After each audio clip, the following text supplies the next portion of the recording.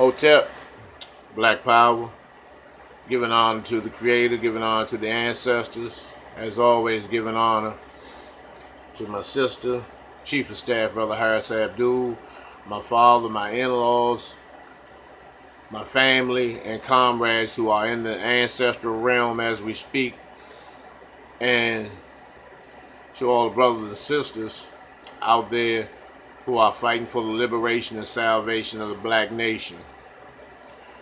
I want to take a brief minute to acknowledge a family member who has been such a inspiration and a cornerstone, to the community, but mainly to the family, to our family, for over 40 plus years of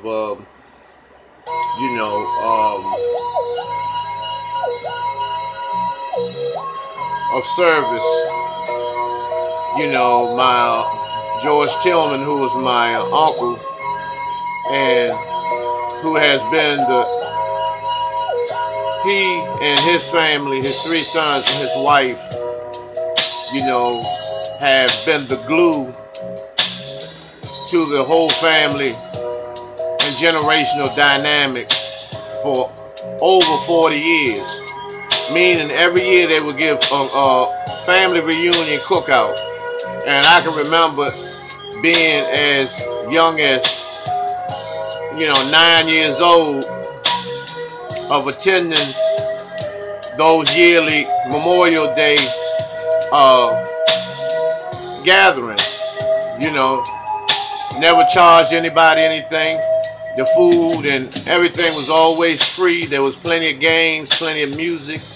Every year since I can remember being 9 years old, and I remember the last family gathering that I had attended that he gave was in, I believe, 2000 or 2001, something like that. But I know it's been over 40 years, and he's a professional piano player. Has played in hundreds of funerals and weddings and things of that nature, and has played at a place called the Market Inn, which is a jazz lounge, for over 30 years. He was good friends with the late great ancestor Petey Green. They were very, very close. And so, the situation with my uncle, he's in a nursing home right now, and I believe the family is trying to or have made a decision to go ahead and disconnect all life support apparatuses to let him go ahead and go on and join the ancestors. My father was he and my father were like brothers, and my father always took up for him, and my uncle was one of those guys that, he was a lover, not a fighter type guy, extremely handsome brother, very, very cool, very cool. Never seen him out of character, and has a very loving wife, I always looked at him as the ideal guy, opposed to my, aside my father, and I just wanted to take this time to, give him, to tell him thank you for everything that you have done, for the family, and you're going to be truly missed and dearly missed, of being, of a great individual, with a, a very, very magnetic demeanor, very, very, very, very inspirational and hopeful demeanor, energy that you've always just displayed. Although, you've had your own personal challenges within your family or whatever, but you never, you never made it public or put your situations or issues, on the shoulders of others, And once again, I just want to say thank you for everything that you've done, of sticking by my father and, and just being the man that you were, the man that you are,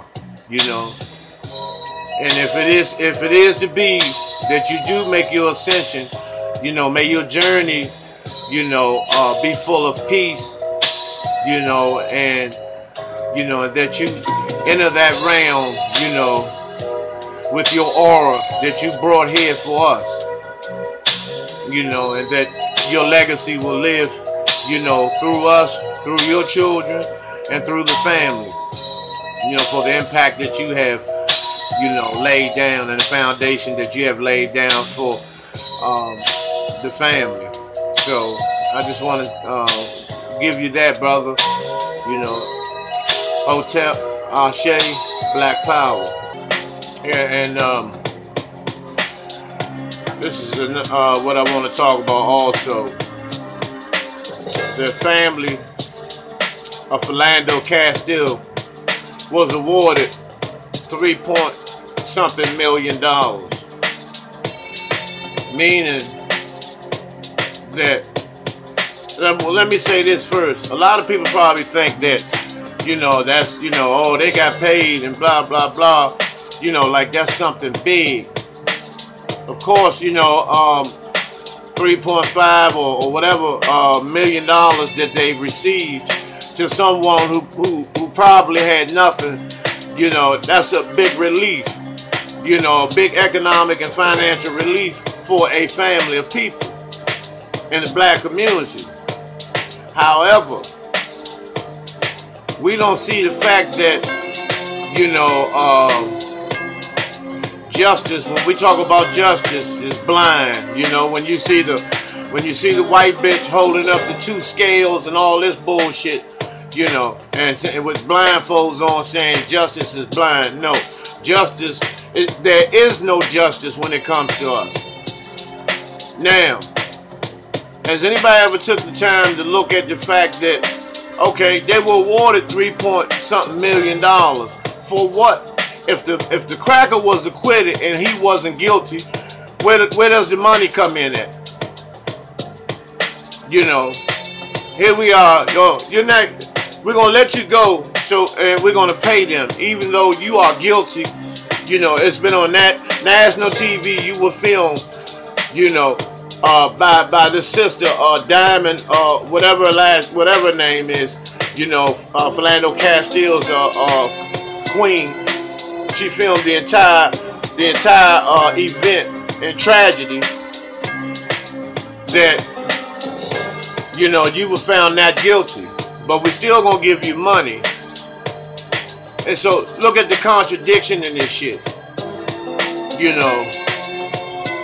This is the reward for you, just falling back and taking this money, because y'all, we all know this motherfucker cracker was dead up guilty. And for your cooperation, we're gonna give you $3.5 million. And see, that's the double standard. Depending on how you react to the verdict determines, what type of bread we're gonna give you with. It's double standards, called a wrongful death lawsuit. So if the death was wrongfully imposed, how did the motherfucker that imposed the death gets to walk free? It doesn't make sense. And we buy into it all the time. The Gardner family bought into it. Now don't get me wrong. The financial part of it. No, I'm not ever telling you not to take it. But what I want you to look at how this white privilege plays in, to the murder and slaughter of black men, you know, by these motherfucking by police terrorism, you know, because, you know, if you don't fight back and you be a good nigga and you let the motherfucking killer go, you let the cracker go, we'll give you some money. We'll look out for you. You know, now let's take a look at this $3.5 million. You know, after with the state taxes, after the lawyers' fees, you know, after publicity and photo shoots, you know, autopsy, medical fees, the funeral, and all this type of shit. You know, whether Al Sharpton, the National Asshole Network, whether they played a part in it. You know, whatever grassroots organizations were, you know, were complicit, you know, into, you know, assisting them in filing the wrongful death lawsuit. They may be lucky to end up, you know, with about $900,000 or a little bit over $1 million. You know, and then after, you know, the family, you know, because you're going to have people saying that they're your cousins and all this old bullshit that wasn't there to support you and provide any type of comfort during this tragedy. You know, all these motherfucking niggas going to pop up out the woodwork. And by the time you finish, you know, being compassionate, give money to the church and all this bullshit and to the community, you know, you'd be lucky to get a small home after all this shit is over with. And for what? Something that you could have gotten anyway. You know, but you'll never get another Philando Castile back. Never. That's a black god gone. You know, and then after that, then you want to try to get money and do, you know, specials and Lifetime and all this old shit, you know, hoping that you'll be able to, you know, get some financial relief taking that route. While at the same time, the motherfucker that killed Philando Castile is back in his motherfucking patrol car, you know, looking for some other niggas to violate. Because what's going to happen when he pulls another black man over or pulls up amongst a group of black men, somebody's going to recognize him. And he's going to use that, you know, as a tool to start, you know, throwing people on the ground and all this shit and come up in this, you know, in a state of rage and anger. Because people, this shit is deeper than what you perceive it to be. You know, and let's talk about this situation in Washington, D.C., where, you know, these youths were arrested for selling bottled water downtown, you know, and to the tourists, you know, by park police. These motherfuckers and park police. Let me just make this clear and publicly known. You know, U.S. park police are some of the most dangerous, worst, redneck, right-wing motherfucking Republican, bisexual motherfucking cracker police in the country. You know, when it comes to black men. You know, you have to really hope that you make it out of a goddamn normal routine traffic stop or traffic violation with one of them goddamn devils. But anyway, they arrested a couple of youths, black youths, for selling bottled water, you know, to the tourists and shit. You know, not bothering anybody, you know, and you know, which is a violation, and if the families of these youths or anybody knowing these youths, if you would, please have them contact me so we can work something out in terms of, you know, having some type of motherfucking, some type of, you know, reprimand. I'm talking about a serious reprimand, you know, to the devils that arrested them. You know, because it's a complete violation. Now, if little Heather was down there, and I've seen it, selling fucking lemonade, you know, for muscular dystrophy or some other shit, MS, that, you know, some other shit that they make up, you know, to get paid, then it would have been okay. They would have had news coverage on this bitch. You know, but since it's two black youths, you know, because no matter what these youths try to do to avoid, you know, being motherfucking prisoners and convicts, these motherfucking crackers, you know, continue to press these boys out. Now, you know, they chose to sell a bottle of water instead of being out here, you know, sticking them motherfucking toys up, because they could easily be doing that, and you motherfuckers wouldn't even catch them. You know, they could be sticking them motherfucking gooks, all them motherfuckers that come from China and all these Russians, these, you know, Czechoslovakian, you know, these pale white motherfucking real cave bitches and gooks. They could really be putting that motherfucking tool in their motherfucking ass, you know, and taking them off, tearing their asses off. You know, but they chose to do something that was positive, to thirst the quench of them goddamn devils who can't take the heat any motherfucking way. And then you still lock them up. You know, this is the type of shit, you know, that you know, that causes, you know, confusion.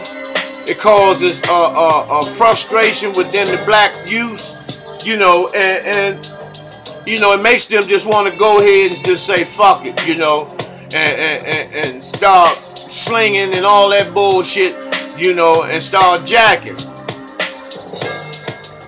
You know, which that's what you want them to do. Now, I have another issue with these Amtrak men were supposed, they were ran over by an Amtrak train at midnight down in Washington, D.C. You know, in the New York Avenue corridor of Washington, D.C. as the Amtrak train was coming from Philadelphia to Washington, apparently ran over a couple of men.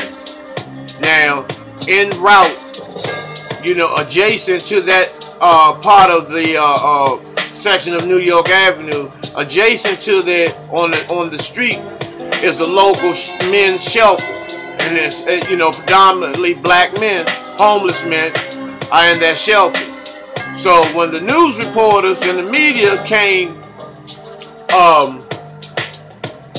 they just assumed that they were men coming from the shelter. So it was no coverage on the men. They didn't give they didn't give a description of the men. They didn't even say what range of age brackets or anything about them.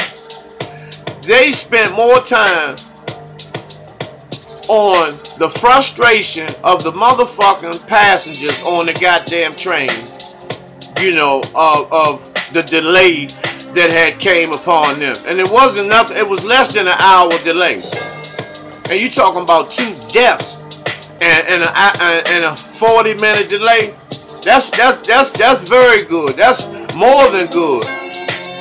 But what I'm saying is that, you know, all the tweets and all that shit that they, you know, showed on, put on the screen, wasn't nothing about being sympathetic for the men that were killed. It was about what time the next motherfucking train left. You know, and because they thought that they were black men coming from that homeless shelter. But then later on they found out that they were former employees of the motherfucking trains, of the CXX trains. So the whole format changed.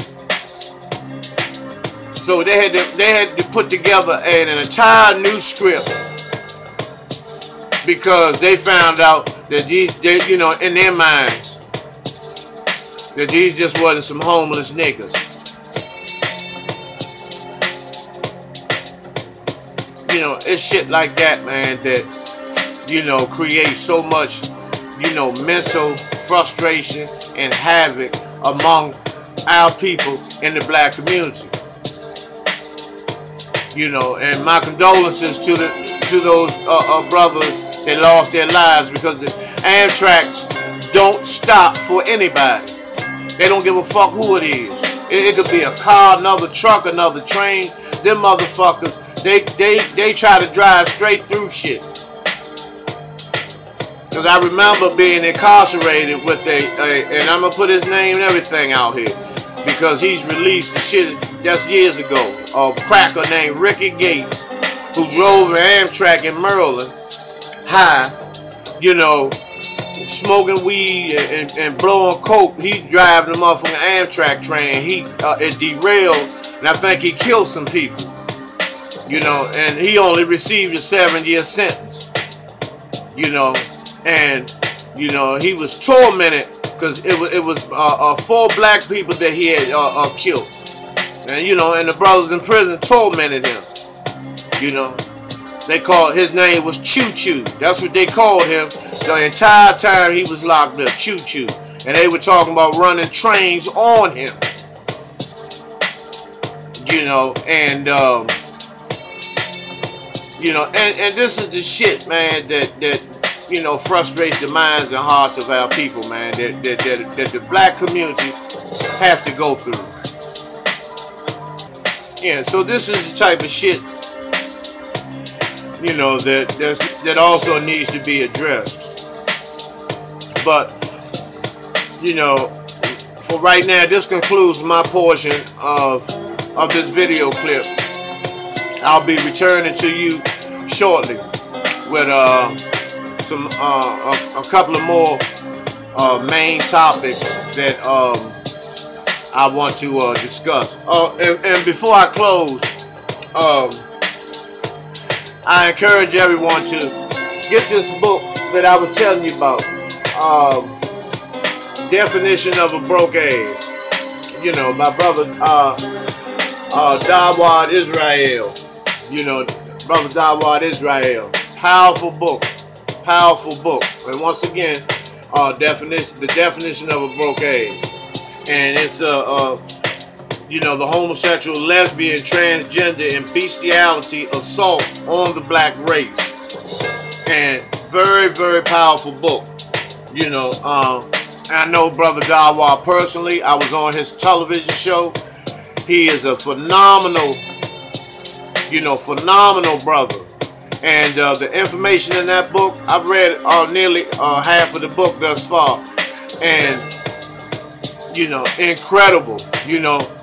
And it has very graphic footage in it, you know.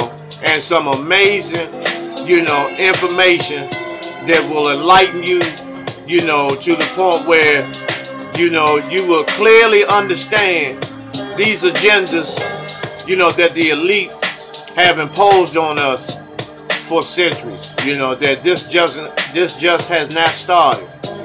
You know, so, you know, if you're interested in getting the book, it's only $20. It's worth. I'm not saying it because I'm promoting it, but personally, to me, you know, it's worth $100. You know, based on all the information that's been compiled into this book. You know, but for $20, just give me a call. You know, I'll send it to you. You know, you don't have to pay for free postage and handling, shipping and handling. You know, I'll take care of that. You know, because that's how much I want you to, you know, receive the book. You know, hundreds of people have already purchased the book, and the response, you know, has been astonishing. So I urgently suggest, and that will also put you right where you need to be, understanding these sex rituals that take place in the music, you know, sports and entertainment industries. So But I'll be getting back with y'all very, very shortly. Hotep, Black Power.